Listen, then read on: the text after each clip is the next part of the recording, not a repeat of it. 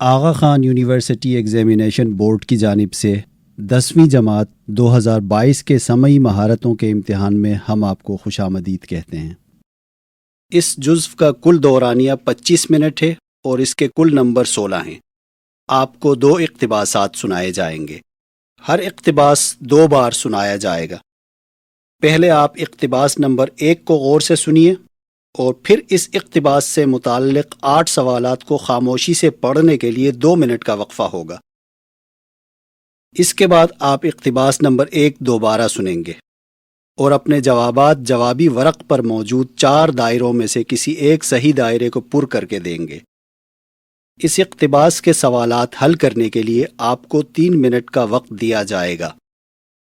اس کے فوراً بعد آپ اقتباس نمبر 2 سنیں گے اور اس کے بعد اقتباس نمبر 2 سے متعلق 8 سوالات خاموشی سے پڑھنے کے لیے 2 منٹ کا وقفہ دیا جائے گا۔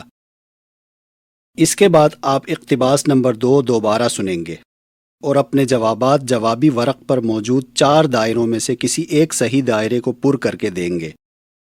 اس اقتباس کے سوالات حل کرنے کے لیے بھی آپ کو 3 منٹ کا وقت دیا جائے گا۔ اقتباس نمبر 1 سنیے۔ مسجد وزیر خان۔ یہ عظیم الشان مسجد اندرون شہر لاہور کے دہلی دروازہ، چوک رنگ محل اور موچی دروازہ کے وسط میں تقریباً 1 فرلانگ کے فاصلے پر واقع ہے۔ یہ مسجد نقش و نگار میں کاریگری کا منہ بولتا ثبوت ہے۔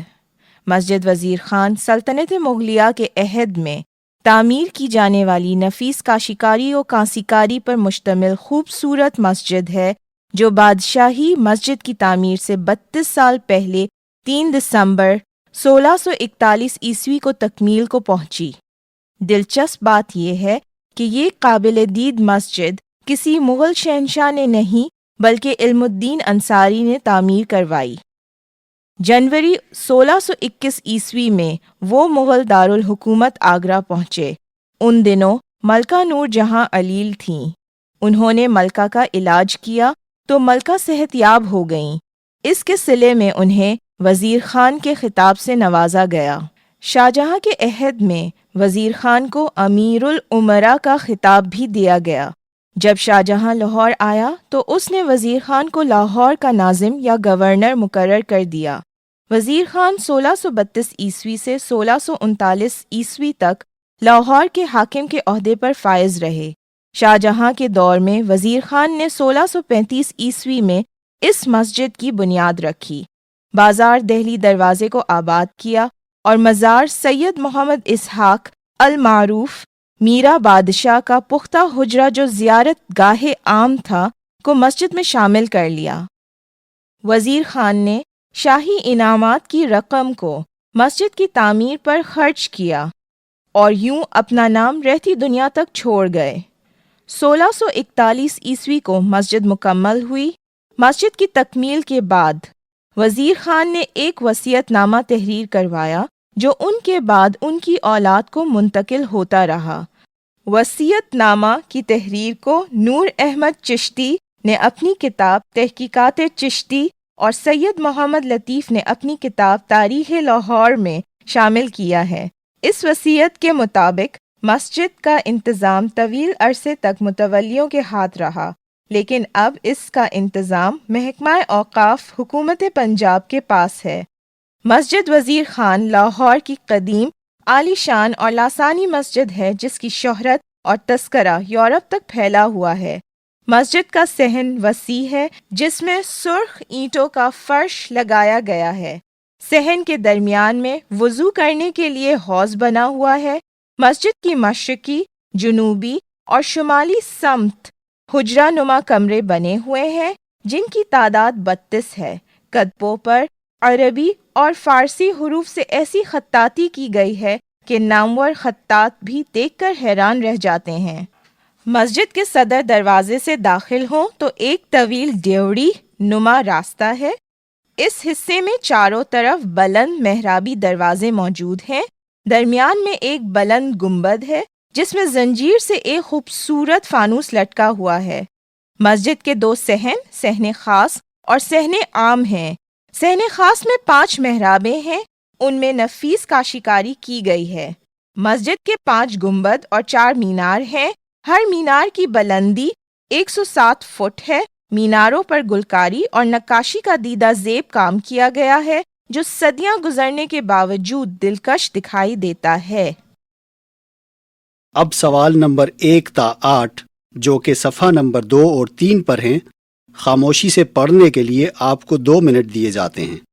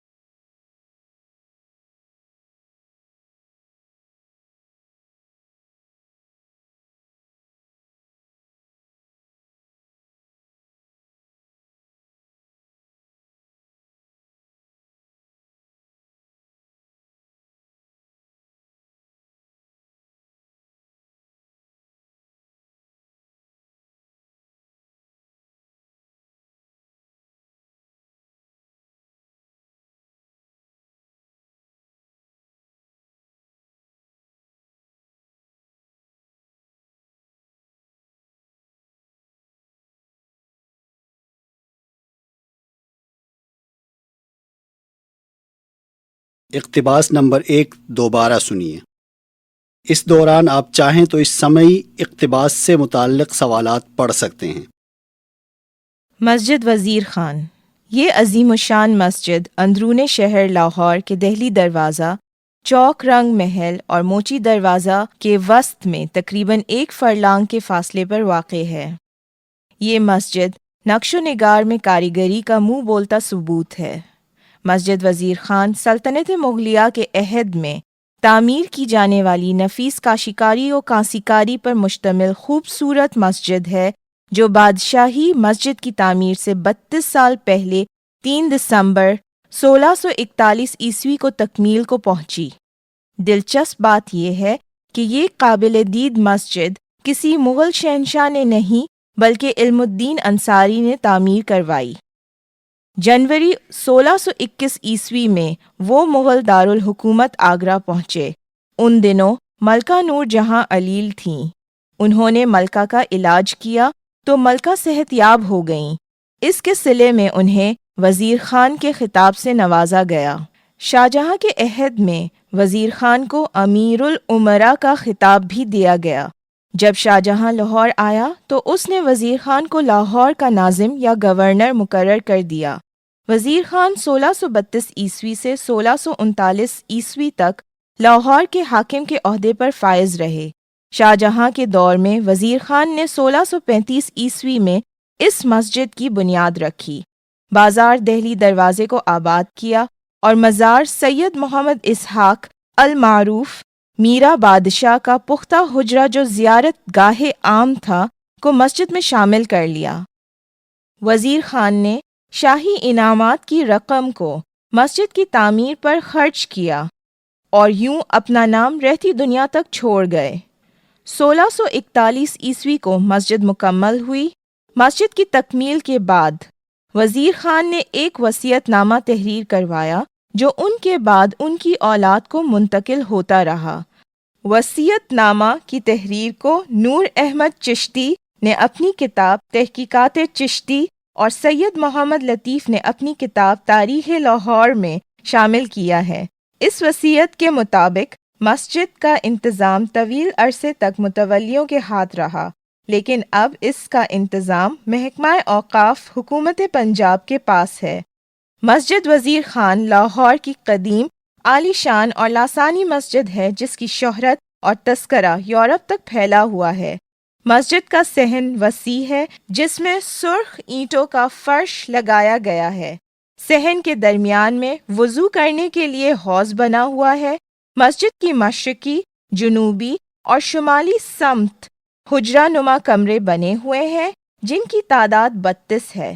کتبوں پر عربی اور فارسی حروف سے ایسی خطاطی کی گئی ہے کہ نامور خطاط بھی دیکھ کر حیران رہ جاتے ہیں۔ مسجد کے صدر دروازے سے داخل ہوں تو ایک طویل ڈیوڑی نما راستہ ہے۔ اس حصے میں چاروں طرف بلند محرابی دروازے موجود ہیں۔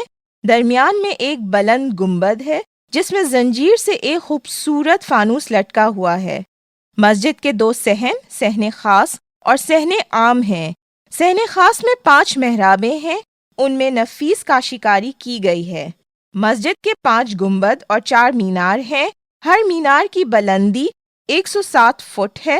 میناروں پر گلکاری اور نقاشی کا دیدہ زیب کام کیا گیا ہے جو صدیاں گزرنے کے باوجود دلکش دکھائی دیتا ہے۔ اب آپ کو سوالات حل کرنے کے لیے 3 منٹ کا وقت دیا جاتا ہے۔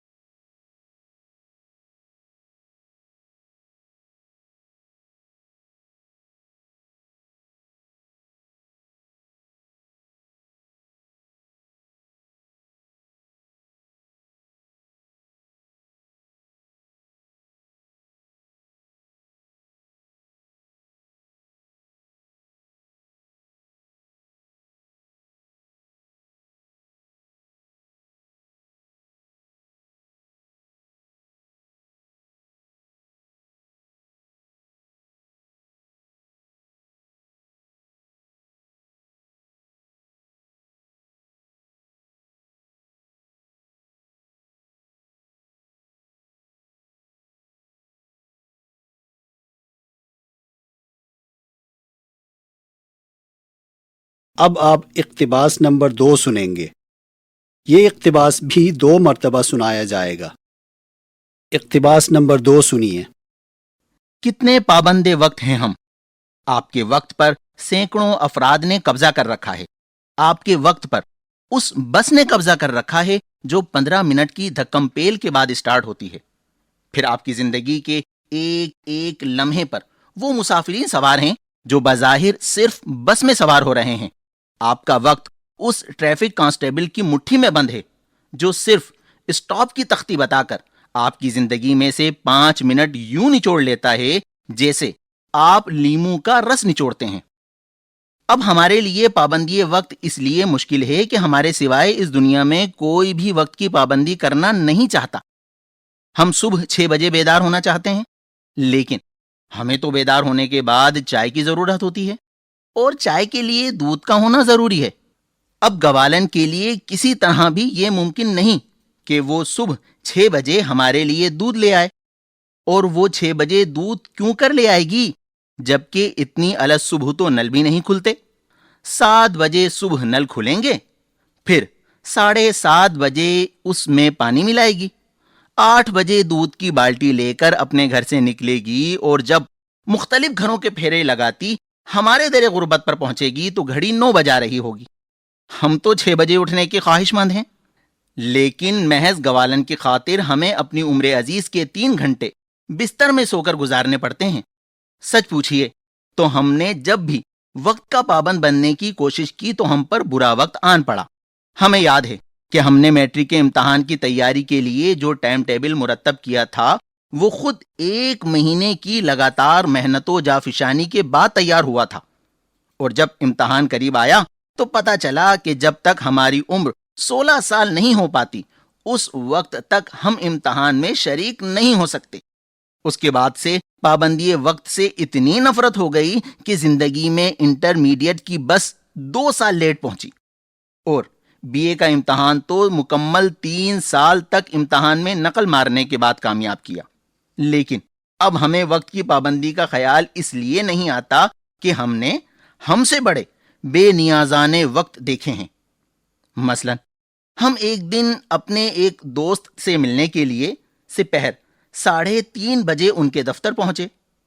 چپراسی سے پوچھا تو وہ بولا، حضور صاحب موجود نہیں ہیں کیونکہ وہ ذرا دیر سے دفتر آتے ہیں۔ بھلا بتائیے 3:30 بجے دفتر آنے کو کیا ذرا دیر سے دفتر آنا کہتے ہیں؟ اب آپ ہی بتائیے کہ ہم وقت کی پابندی کریں تو کیوں کریں؟ اب سوال نمبر 9 تا 16 جو کہ صفحہ نمبر 4 اور 5 پر ہیں، خاموشی سے پڑھنے کے لیے آپ کو 2 منٹ دیے جاتے ہیں۔ آپ سے جب تک کہا نہ جائے صفحہ نمبر 5 نہیں پلٹیں گے۔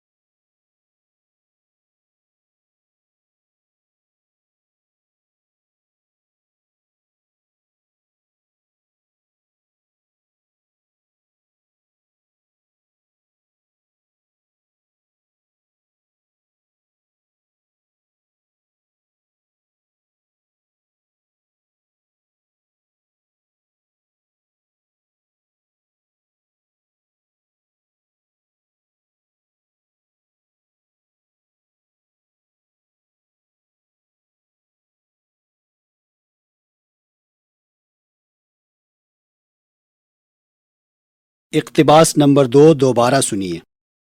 اس دوران آپ چاہیں تو اس سماعی اقتباس سے متعلق سوالات پڑھ سکتے ہیں۔ کتنے پابند وقت ہیں ہم؟ آپ کے وقت پر سینکڑوں افراد نے قبضہ کر رکھا ہے۔ آپ کے وقت پر اس بس نے قبضہ کر رکھا ہے جو 15 منٹ کی دھکم پیل کے بعد اسٹارٹ ہوتی ہے. پھر آپ کی زندگی کے ایک ایک لمحے پر وہ مسافرین سوار ہیں جو بظاہر صرف بس میں سوار ہو رہے ہیں. آپ کا وقت اس ٹریفک کانسٹیبل کی مٹھی میں بند ہے جو صرف اسٹاپ کی تختی بتا کر آپ کی زندگی میں سے 5 منٹ یوں نچوڑ لیتا ہے جیسے آپ لیموں کا رس نچوڑتے ہیں. اب ہمارے لیے پابندی وقت اس لیے مشکل ہے کہ ہمارے سوائے اس دنیا میں کوئی بھی وقت کی پابندی کرنا نہیں چاہتا. ہم صبح 6 بجے بیدار ہونا چاہتے ہیں، لیکن ہمیں تو بیدار ہونے کے بعد چائے کی ضرورت ہوتی ہے، اور چائے کے لیے دودھ کا ہونا ضروری ہے. اب گوالن کے لیے کسی طرح بھی یہ ممکن نہیں کہ وہ صبح 6 بجے ہمارے لیے دودھ لے آئے. اور وہ 6 بجے دودھ کیوں کر لے آئے گی جبکہ اتنی الگ صبح تو نل بھی نہیں کھلتے؟ 7 بجے صبح نل کھلیں گے، پھر 7:30 بجے اس میں پانی ملائے گی، 8 بجے دودھ کی بالٹی لے کر اپنے گھر سے نکلے گی، اور جب مختلف گھروں کے پھیرے لگاتی ہمارے در غربت پر پہنچے گی تو گھڑی 9 بجا رہی ہوگی. ہم تو 6 بجے اٹھنے کے خواہش مند ہیں، لیکن محض گوالن کی خاطر ہمیں اپنی عمر عزیز کے 3 گھنٹے بستر میں سو کر گزارنے پڑتے ہیں. سچ پوچھئے تو ہم نے جب بھی وقت کا پابند بننے کی کوشش کی تو ہم پر برا وقت آن پڑا.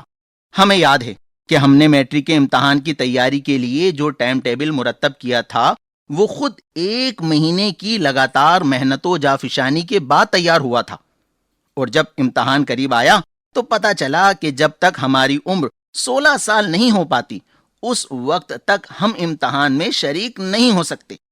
اس کے بعد سے پابندی وقت سے اتنی نفرت ہو گئی کہ زندگی میں انٹرمیڈیٹ کی بس 2 سال لیٹ پہنچی، اور بی اے کا امتحان تو مکمل 3 سال تک امتحان میں نقل مارنے کے بعد کامیاب کیا.